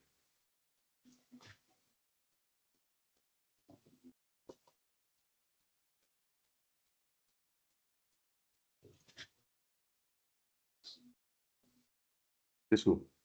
Dando continuidade no item 9. Para a correta interpretação da aplicabilidade da norma, é imperioso que se faça uma pesquisa histórica de sua edição, estabelecendo o contexto em que se insere, bem como a interpretação sistemática com as demais normas de status idêntico, superior ou inferior ao RICMS. Por tratar-se de norma isentiva de CMS, busca a validade do convênio interestadual em obediência ao artigo 155, parágrafo 2º do ODG da Constituição Federal, combinado com a Lei Complementar nº 2475. Nesse contexto, o convênio CONFAS CMS 197 autorizou os estados a concederem isenção, produto objeto da autuação, nos termos da cláusula 3ª, combinado com a cláusula 1ª, inciso 1, em verbis. Aí trago a redação tanto da cláusula 1ª como da cláusula 3ª. Em vista da redação exposta, um primeiro nó deve ser desatado para o deslinde do caso. Qual a natureza do convênio 100/97? Autorizativo ou impositivo? Não desconheço o posicionamento do Supremo Tribunal Federal sobre a natureza meramente autorizativa dos convênios de CMS, em sede de ADI 5929, Distrito Federal, em voto do eminente ministro Edson Fachin, julgado em 2020, cuja emenda reproduz abaixo. Abro aspas. Concessão do incentivo fiscal de CMS, natureza autorizativa do convênio CONFAS, princípio da legalidade específica em matéria tributária, transparência fiscal e fiscalização financeira orçamentária. Fecho aspas. Referida decisão se deu no âmbito de discussão sobre a necessidade de edição de lei formal pela Assembleia Legislativa do ente federativo para a eficácia jurídica da norma isentiva estabelecida em convênios dos estados em matéria de CMS. Até a decisão daquela ADI, havia precedente do STF em sede de ADI 672/2/RJ, eminente relator ministro Carlos Veloso, julgado em 96, que entendia que a exigência da ratificação de convênios pela Assembleia Legislativa dos estados seria inconstitucional. O posicionamento até então vigente era defendido por parte da doutrina, dentre eles por Marco Aurélio Greco, conforme abaixo, e trago a doutrina do professor Marco Aurélio Greco. Cito esse histórico não para debater a constitucionalidade do benefício isencional previsto no anexo 1, artigo 1, inciso 1 do RICMS, incorporado ao ordenamento paulista por decreto do Poder Executivo, mas para, com a devida vênia, discordar do caráter meramente autorizativo dos convênios, posto que os próprios convênios podem estabelecer o caráter impositivo de suas cláusulas. Tal conclusão não é contraditória ao posicionamento vigente do Egrégio Supremo Tribunal Federal, pois na ausência de lei ou decreto legislativo e da Assembleia Legislativa Estadual que ratifique e institua o benefício acordado em convênio, o próprio Poder Executivo poderá valer este mandado de injunção previsto no Estado de São Paulo, no artigo 74.5 da Constituição Estadual. Por conseguinte, considera que os convênios podem ser do tipo autorizativo ou impositivo. Veja a lição de José Roberto Rosa sobre a natureza dos convênios CONFAS. E aí trago a doutrina do professor José Roberto Rosa. Considero que o convênio CONFAS 197 é misto, ao passo que impõe aos estados signatários benefícios fiscais nas cláusulas 1ª e 2ª e autoriza benefícios fiscais, dentre eles a isenção aqui debatida na cláusula 3ª e seguintes. Outra conclusão que extrai do texto do convênio é de que a isenção concedida pode ser do tipo condicional, conforme se observa da redação da cláusula 3ª, enfim, observadas as respectivas condições para a fruição do benefício. Nesses termos, conforme ensina a doutrina de Roque Antônio Carrasa, e trago aqui a doutrina do professor Roque também sobre as isenções condicionais. Ainda observo que a norma do artigo 41, inciso 1 do anexo 1 do RICMS não é cópia literal do texto do inciso 1 da cláusula 1ª do convênio CONFAS 197. Aí abro aspas ao convênio. Inseticidas, fungicidas, formicidas, herbicidas, parasiticidas, germicidas, acaricidas, nematicidas, raticidas, desfolhantes, dessecantes, espalhantes, adesivos, estimuladores e inibidores de crescimentos reguladores, vacinas, soros e medicamentos produzidos para uso na agricultura e na pecuária, inclusive inoculantes, vedada a sua aplicação quando dada ao produto de destinação diversa. E aí a redação do Hickman, né? Aí todos esses produtos que eu citei, para não ficar repetitivo, não parecer que com a da Venda é brincadeira, uma música do Titãs, né? O Hickman coloca com destinação exclusiva a uso, ou seja, inclui a palavra exclusiva na redação. No item 25, ou seja, o Estado de São Paulo, legitimamente utilizando da prerrogativa autorizativa do cláusula 3ª do Convênio 197, estabeleceu condicionante à destinação exclusiva do produto destinado à agricultura, pecuária, apicultura, aquicultura, avicultura, cunicultura, ranicultura, sericicultura, inclusive inoculante. Esta redação não infirma ou dificulta a fruição do benefício, mas reafirma e reforça a finalidade do fortalecimento econômico daqueles setores abrangidos.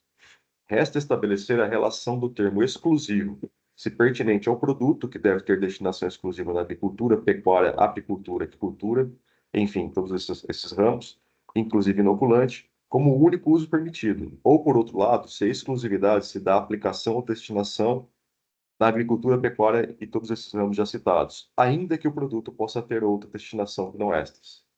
A celeuma tem pertinência ao tema da relação da norma isentiva com seu objeto. Se objetiva, dedicada ao produto, ou subjetiva, destinada ao ramo de atividade desenvolvida pelos interessados na isenção, ou ainda, de uma terceira espécie, as chamadas subjetivas objetivas, conforme nos ensina o mestre Rui Barbosa Nogueira. E aqui trago a doutrina do professor Rui Barbosa Nogueira sobre as espécies de isenção subjetivas, objetivas e subjetivo-objetivas. Trago também a lição de Ivan Ozai, que trata da questão da isenção subjetiva. No meu sentir, a norma do artigo 41, inciso 1, do anexo 1 do Hickman, é do terceiro tipo, ou seja, subjetivo-objetivo. Objetiva quando o produto possuir, pela sua natureza, composição ou outras características que lhe seja inerente, destinação exclusiva, sem possibilidade de outra utilização que não agricultura, pecuária, apicultura, aquicultura, avicultura, enfim, todos aqueles ramos citados. Neste caso, despiciando perquirir sobre a efetiva utilização, ao passo que o contribuinte, na saída da mercadoria, tem a certeza daquela utilização prevista na norma isentiva, ressalvadas as hipóteses de predestinação, que deverão ser comprovadas pelo fisco para eventual autuação. Por outro lado, será subjetiva quando a mercadoria ou o produto não possuir a referida utilização exclusiva para aplicação ou destinação naqueles ramos. Nestes casos, entendo que, quando da saída da mercadoria para destinatário cuja atividade seja exclusivamente aquelas previstas na norma isentiva, ou seja, aquelas previstas no texto, entendo igualmente despiciendo a perquisição da efetiva utilização, cabendo a aplicação da norma isencional na saída da mercadoria, ressalvadas as mesmas hipóteses de predestinação que devem ser demonstradas para fins de autuação. Por outro lado, quando o destinatário não se enquadrar exclusivamente nas atividades descritas na norma isentiva, em observância à verdade material, necessária a demonstração da efetiva aplicação do produto nas hipóteses abrangidas pela norma do artigo 40, inciso 1, anexo 1 do Hickman. Este, no meu sentir, é o cenário normativo que se apresenta para o caso. Faço então a análise dos fatos e das provas anexadas a este processo. Em sua manifestação fiscal de folha 3022, o douto agente fiscal de rendas, autuante, assim se manifestou, aí abro aspas. Em primeiro lugar, não foi juntado nenhum registro do Ministério da Agricultura. O que foi trazido nos autos das folhas 2.770 a 3.000 foram bulas de 12 produtos e um print da internet de um produto. Resumindo, foram trazidas informações de 13 produtos de um universo de mais de 100 produtos, objeto de autuação.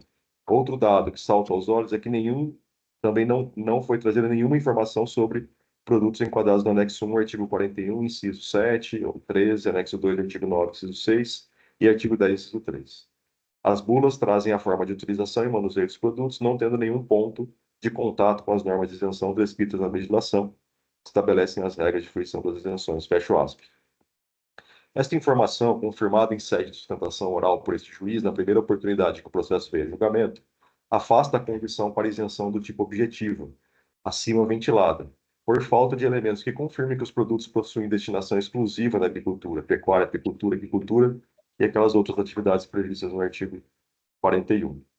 Quanto à condição para a fruição do benefício incentivo, sob o aspecto subjetivo, a fiscalização perquiriu e demonstrou que a destinação dos produtos submetidos à norma isentiva não atendeu a destinação exigida pelo artigo 41, inciso 1 do anexo 1, ou seja, agricultura, pecuária, agricultura, todos aqueles ramos já citados, sendo destinadas a comércio varejista, atacadista ou empresas funerárias, fábricas de farinha e milho, comércio varejista de materiais de construção, escolas técnicas, construtoras, serrarias, etc., conforme relatórios de folhas 3.080 e 3.112, fato não controvertido pelo autuado. Pelo exposto, embora respeitosamente divirja do eminente relator Dr. Marco Teixeira no caso, entendo que restou demonstrado a inobservância dos requisitos subjetivos ou objetivos para a fruição do benefício incentivo, motivo pelo qual julgo correto o remanescente da acusação do item 1, indo aí, motivo pelo qual, no mérito, acompanho o voto do eminente relator. Na parte dispositiva, à vista do exposto, conheço do recurso de ofício, nego o provimento, conheço do recurso ordinário dou-lhe parcial provimento nos termos do voto do relator, no AIN 434-1661, 23 de 7 de 2020. É como eu voto em vista, presidente, demais colegas. Eu parabenizo o voto do Dr. Ramon, muito bem fundamentado, como já é de costume, né? Eu teria só uma observação, eu vi que foi feito um excelente levantamento do histórico e tal, só uma observação, me pareceu que, digamos assim, haveria hoje convênio ICMS impositivo. Quanto a isso, o Dr. Ramon colocou bem que houve uma decisão em 97, parece, do STF. No entanto, por que houve uma mudança, né? Porque existe a Lei de Responsabilidade Fiscal de 2001, em que depois houve uma decisão do STF dizendo assim que se o convênio do ICMS, para cumprir esse convênio, tá, haveria um perigo da violação da Lei de Responsabilidade Fiscal, então não poderia ser aplicado. Então, isso, como que eu sei disso? Existe uma consulta tributária falando exatamente sobre isso, né? Infelizmente, eu vi agora esse ponto do doutor do voto, eu poderia depois trazer. Então, só para ressaltar, né, que o voto do doutor Ramon está muito bom, mas se eu entendi que há convênio impositivo, nesse ponto eu discordo. Depois da decisão do STF, não há mais.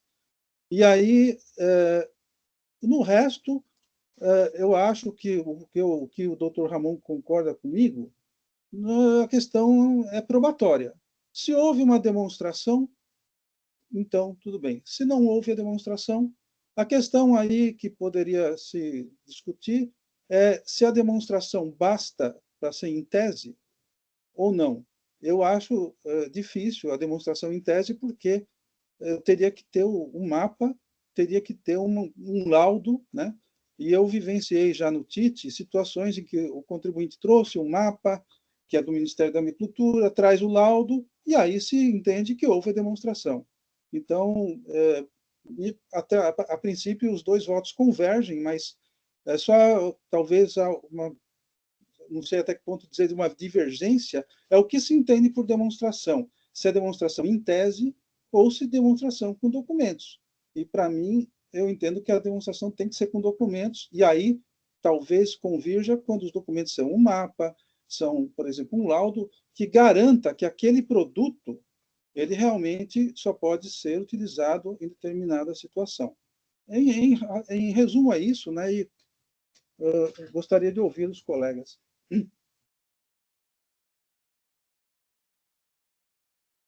Eu aqui parabenizo os votos. Eu estou entendendo que é uma complementação de voto, acho que ele agrega, na verdade, a fundamentação. Então, eu acompanho ambos.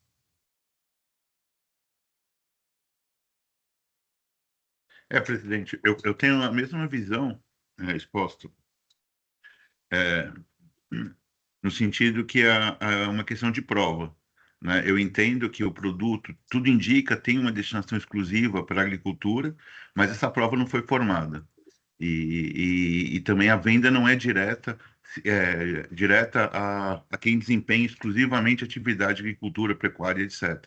Então, acho que a defesa falhou nessa prova, e aí, por essa razão, eu vou lhe acompanhando, pedindo vênia ao Dr. Ramon, apesar de entender que os votos falam a mesma linguagem. Eu vou tomar liberdade para adotar a interpretação do Dr.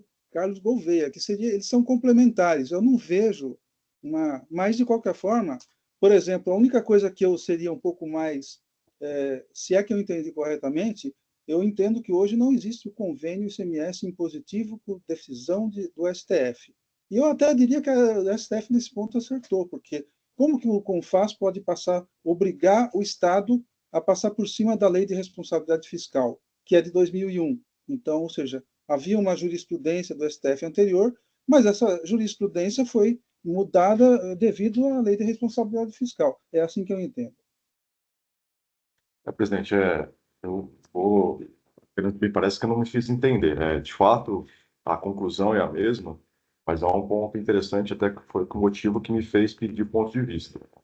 A conclusão que o senhor chegou é de que isso fez parte do debate, é de que sempre o contribuinte tem que demonstrar a destinação da mercadoria, né? Principalmente naquele caso que o senhor citou das importações, né? Que é a conclusão que chegou o relator naquele caso, de que para ele não bastaria em tese, né?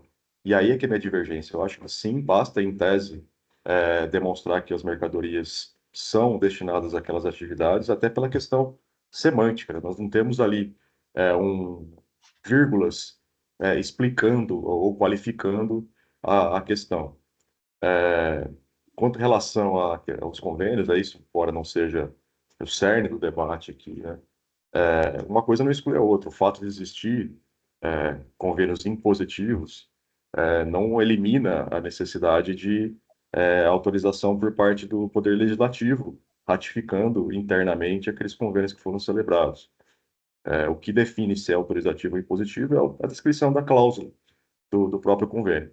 A prevalecer esse entendimento, os convênios celebrados anteriormente à decisão do STF e incorporados aos ordenamentos jurídicos através de decretos executivos, sem a participação do Poder Legislativo, seriam em tese constitucionais. Me parece que não há essa discussão, até porque são benefícios que garantem aos contribuintes aí benefícios fiscais e dificilmente serão questionados no Poder Judiciário pelos contribuintes. Mas uma coisa é a necessidade de participação do Poder Legislativo, outra coisa é a deliberação formulada pelo CONFAS, através dos secretários de Fazenda do Poder Executivo, portanto, que retiram validade, segundo até a doutrina que eu trouxe aqui do professor Greco, retiram validade direta da própria Constituição Federal. Não que eu concorde ou discorde de uma ou outra, mas até entendo que o posicionamento do STF atual é mais condizente com o princípio da legalidade, conforme até bem fundamentado no voto do doutor ou do ministro Fachin.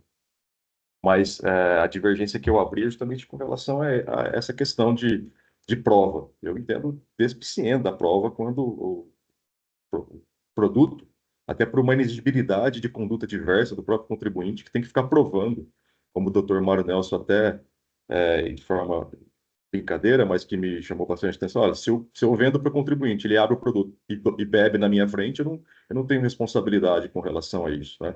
E, de fato, assiste razão, quando a mercadoria tem essa destinação exclusiva que qualifica o termo mercadoria nos termos do decreto, inclusive do Higgins, né?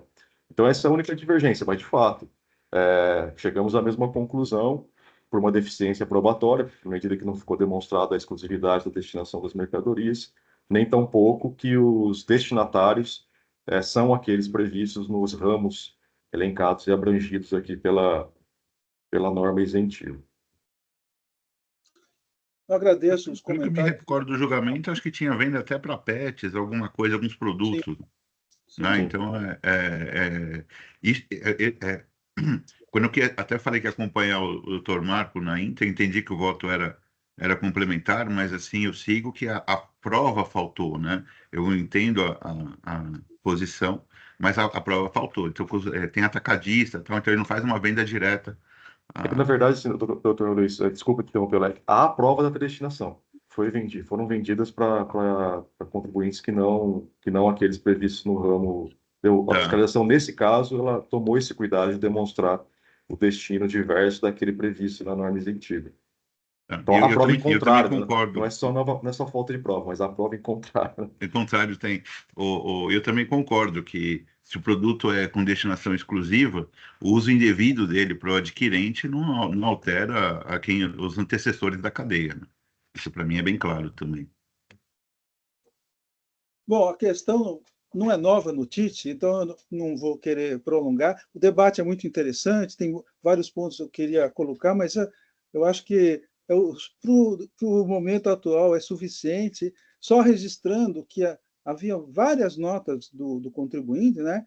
E que muitas foram, não todas, né? Foi uma pequena parte das operações do contribuinte que foram atuadas, tá? Então, o fiscal, certo ou errado, ele teve um critério, ele simplesmente não falou, olha, isso aqui, não. Ele considerou várias notas, né? Ele falou, não, eu só vou atuar essa parte aqui. E é só isso que eu queria esclarecer, e se não houver mais nenhuma manifestação, eu vou encerrar os debates.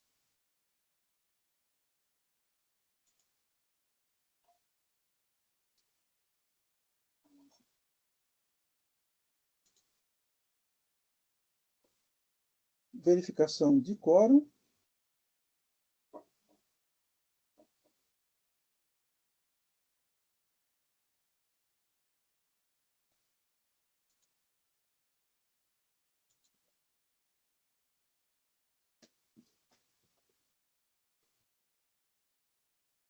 Votação iniciada.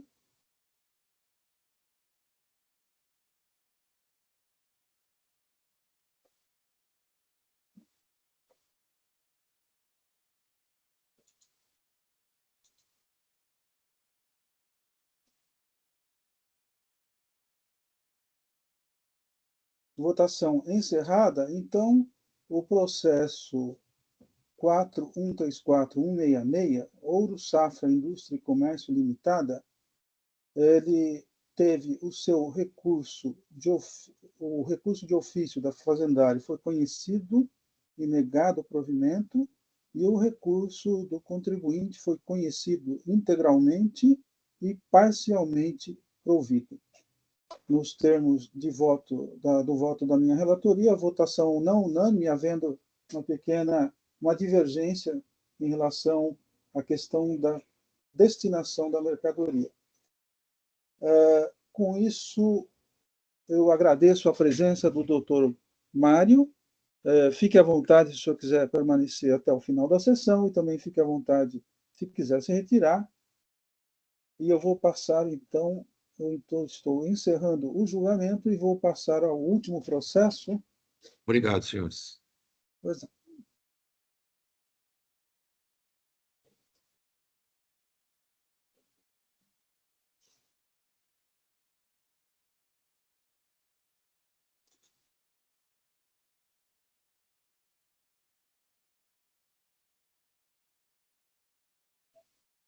Então, aqui temos o processo 5035-008, Anita Cecília Gatti Moroni de Pádua Lima. Ele é de relatoria do Dr. Luiz Roberto Guimarães Erhardt. Não há pedido de sustentação oral, então eu passo a palavra ao Dr. Luiz. Obrigado, presidente. Esse caso é idêntico ao que a gente julgou na semana passada, né? A gente julgou de um irmão, agora estamos julgando da irmã, esclareceu o doutor Carlos. São duas acusações, uma diz respeito a 2/3 do ITCMD, que foi recolhido no momento da doação de cotas da empresa San Pietro, e foi 2/3 porque a doação foi feita pela genitora com usufruto. E a segunda acusação, o não recolhimento de 1/3 remanescente quanto da consolidação da nula propriedade por conta do falecimento da doadora. O item 1 diz sobre desacerto na base de cálculo por estar subavaliado o investimento, e o item 2, o não recolhimento, porque alega que a consolidação da posse e a extinção do usufruto não se caracterizaria como fato gerador do ITCMD. Então, essas são as acusações, né? O voto já está até registrado lá. Aí eu vou fazer a leitura a partir do item 14, porque até o item 14 eu estou falando do cabimento e da necessidade de julgamento simultâneo do item 1 e o item 2, dado que um repercute no outro. Item 14, em apertada síntese, para melhor compreensão da situação fática que deu origem à acusação contida no item 1, constata-se que a recorrente, na primeira declaração de CMD, adotou como base de cálculo o valor nominal das cotas sociais da San Pietro, cujo cálculo pode ser resumido. Então, ela pegou o capital social que estava registrado, dividiu pelas cotas e aferiu o valor da doação. Posteriormente, a recorrente decidiu, por ocasião de atendimento à notificação expedida pela autoridade lançadora, retificar sua declaração de TCMD, folhas tais, de forma que refletisse o seu valor patrimonial descrito no balanço patrimonial declarado no ECD, conforme relatório gerado pelo sistema SPED. Então, ele altera o capital social de 22 milhões para 26. Mesmo com a retificação da declaração de CMD, entendeu a autoridade autuante que o valor atribuído não estava correto, pois, apesar do balanço patrimonial da San Pietro apontar valor patrimonial de 26 milhões, haveria um investimento por ela realizado que seria subavaliado. Isso porque a San Pietro é investidora da aviação Gato Preto, cujo valor patrimonial por ela declarado no balanço patrimonial é muito superior àquele registrado na San Pietro. Eis o descompasso. Então, o balanço patrimonial da San Pietro é de 74 milhões e esse investimento, 50%, 37, esse investimento estaria registrado por 22 na empresa que foi doada as cotas. Como se observa, para fim de determinação de base de cálculo, o recorrente considerou para a composição do valor patrimonial da San Pietro apenas o capital subscrito que foi investido na aviação Gato Preto, ou seja, 50% do valor histórico integralizado na aviação Gato Preto, 45 milhões, dividido por 2. Em sentido contrário, entende a autoridade atuante que haveria uma diferença de 14 milhões no balanço da San Pietro, de forma a ajustar o investimento dela na aviação Gato Preto para 37 milhões, o que resultaria na equivalência patrimonial entre sociedade investidora e investida. Com a inclusão dessa subavaliação, o valor patrimonial da San Pietro se elevaria para 41 milhões, tornando devido os lançamentos consubstanciados nos itens 1 e 2 do auto, na exata forma e extensão ali constituída. De plano, constato que há consenso entre a acusação e a defesa, no sentido que o valor patrimonial da aviação Gato Preto, na data do evento, era de 74 milhões, onde a San Pietro participava de 50%, ou seja, 37 milhões. Em síntese, eis a síntese da discussão, ou seja, se para fins da composição da base de cálculo do TCMD, teria a recorrente que considerar o valor histórico do investimento, 22 milhões e meio, ou se deveria ajustar tal investimento para o médio de equivalência patrimonial, reconhecendo o reflexo desse investimento no valor patrimonial da San Pietro, com incremento de 14 milhões. Sem embargo, a decisão de piso não merece reparos, cuja razão de decidir, ali transcrita, adota. Isso porque o artigo 12 do decreto CMS TCMD estabelece. Eu transcrevo o artigo que fala sobre o valor de mercado. Como se observa, a busca recorrente dá reduzido alcance ao referido normativo, pois não haveria lógica em se adotar um valor histórico de custo para a participação da investida, registrando no ativo o balanço da investidora, e simultaneamente adotar o valor patrimonial atualizado para a investidora na formação de base de cálculo de TCMD. Merece maior reflexão o fato de que, se a doação de cotas da aviação Gato Preto fosse direta, ou seja, sem a existência de uma empresa de participações, o valor patrimonial utilizado para a base de cálculo do ITCMD seria de 37 milhões, valor este não contestado pela recorrente, como sendo a somatória do investimento e do fruto atualizado de titularidade de sua empresa. Esse fato também me convence que a doação indireta das cotas da aviação Gato Preto, realizada por meio de participação detida na San Pietro, justificaria a aplicação do valor patrimonial da investida. Tal discussão não é nova nesse egrégio TIT, cabendo transcrever algumas oportunas jurisprudências. Aí eu cito bastante jurisprudência, que já estava integrante do outro julgamento. Cabe enfrentar ainda a alegação da recorrente no sentido de que as normas que regulam o ITCMD não estabeleceriam o uso de um balanço ajustado, folhas tais, quando sustenta que o egrégio Tribunal de São Paulo já teria sedimentado o entendimento no sentido que o valor patrimonial da cota doada deveria corresponder ao valor do patrimônio líquido da sociedade no momento da ocorrência do fato gerador, dividido pelo total de cotas. A mesma definição também se encontra no glossário editado pelo Banco Central do Brasil, folhas tais do relatório circunstanciado. De plano, há de se considerar que a hipótese trazida nos autos não se trata de mudança de procedimento na composição de base de cálculo do TCMD, ou seja, não buscou a autoridade autuante implementar algum método de avaliação de mercado, tais como fluxo de caixa descontado, método de avaliação de múltiplos mercados, entre outros. Pelo contrário, os autos narram uma ocorrência de investimento substancial realizado pela Sampietro que estavam expressivamente subavaliados, o qual, considerando sua participação na empresa controlada de 50%, com patrimônio líquido de mais de 74 milhões, não poderia ser desprezado. Em outras palavras, não se trata de um balanço ajustado, mas corrigido e adequado, de forma a afastar os efeitos da subavaliação dos investimentos da Sampietro. Nessa toada, a autoridade autuante logrou êxito em demonstrar que a Sampietro possuía relevante e milionário investimento na empresa coligada, a qual não sofreu qualquer atualização, mantendo-se registrado pelo seu valor histórico, custo. Logo, o valor patrimonial da investidora Sampietro, que aqui se apresenta como base de cálculo do TCMD, não refletia o resultado do investimento da coligada na época da ocorrência do fato gerador. Pedindo vênia aos que discordam, entendo que tal ativo de vultosa representatividade na investidora deveria ter sido avaliado pelo método de equivalência patrimonial, de forma que a participação indireta na doação refletisse o valor patrimonial efetivo da doação.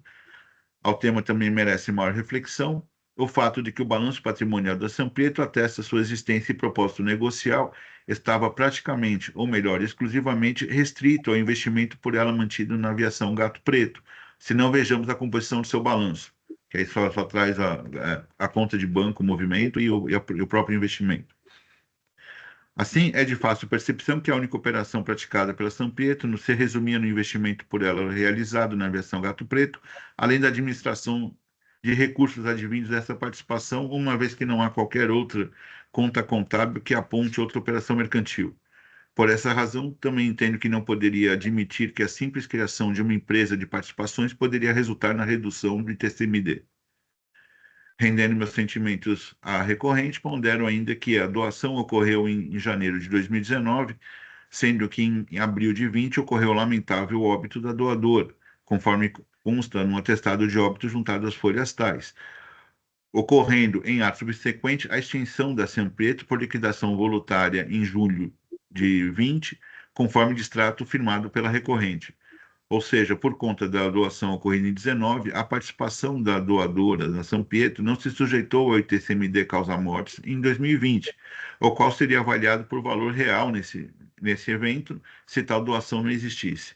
Assim, a decisão de piso foi precisa em declarar a necessidade de ter sido reconhecido o ganho de investimento como integrante do valor patrimonial das cotas doadas, razão pela qual transcrevo e adoto o seguinte trecho da decisão de piso. Os demais argumentos apresentados pela recorrente não merecem enfrentamento, pois que parte da premissa que o investimento da aviação Gato Preto não deveria corresponder ao seu valor patrimonial, situação fática que foi aqui afastada, assim mantido na íntegra o item 1 do auto de infração.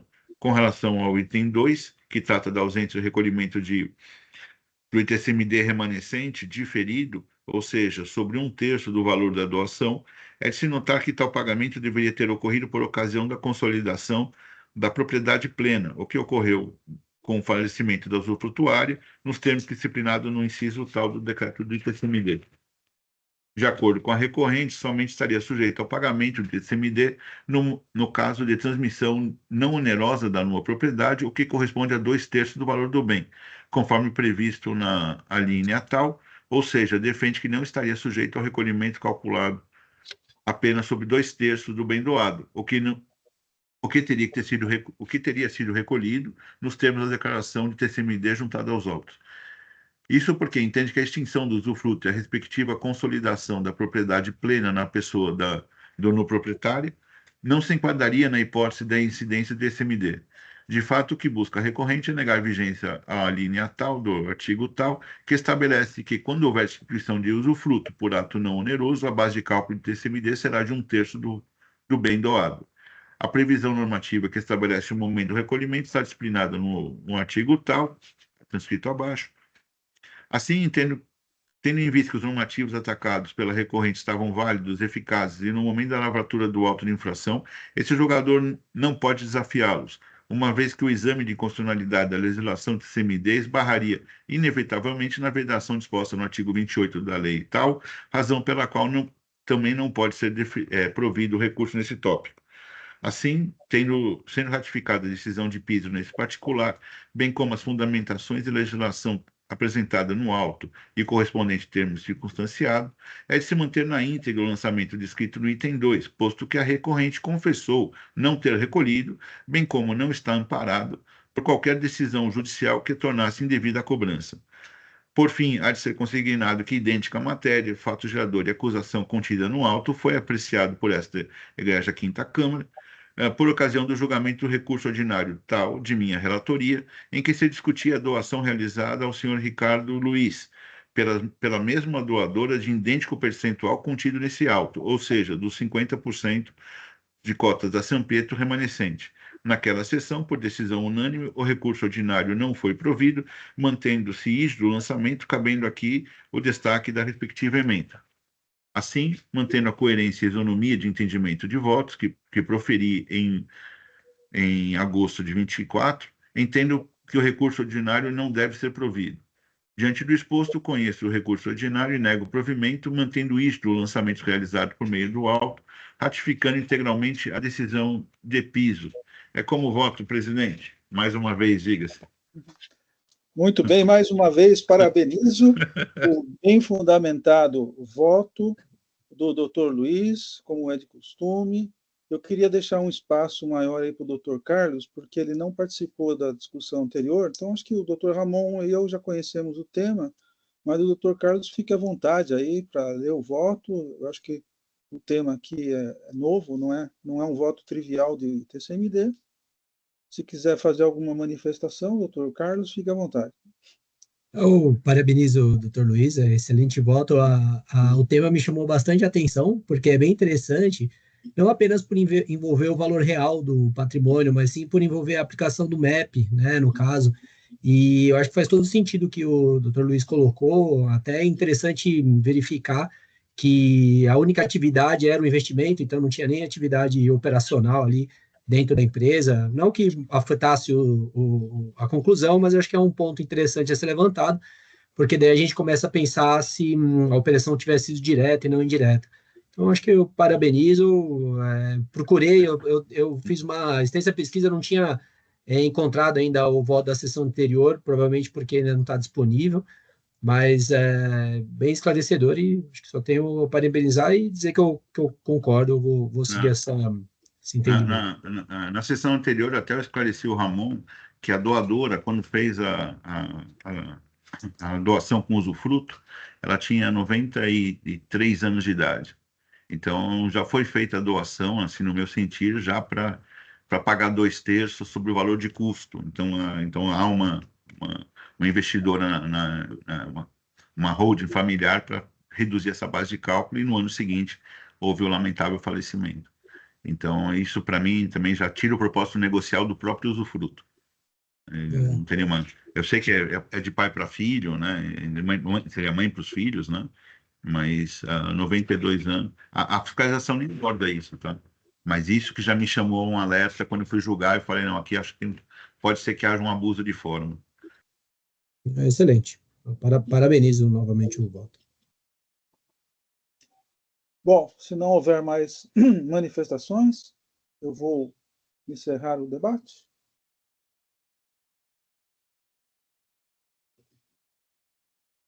Verificação de quórum.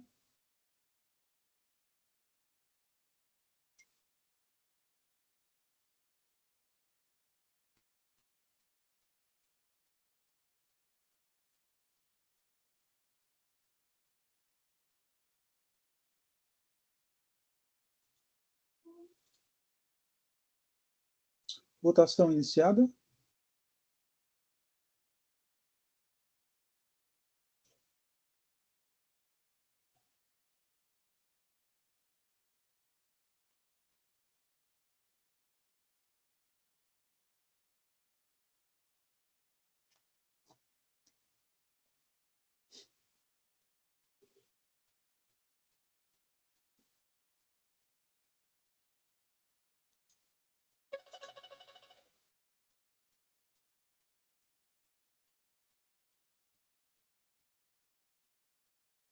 Votação encerrada. Então, no processo 5035.008, Anita Cecília, o recurso foi conhecido integralmente e não provido nos termos do relator, Dr. Luiz, votação unânime. Com isso, eu estou encerrando o julgamento. Vamos ver. E não havendo mais nenhum processo, pauta concluída, a sessão está encerrada.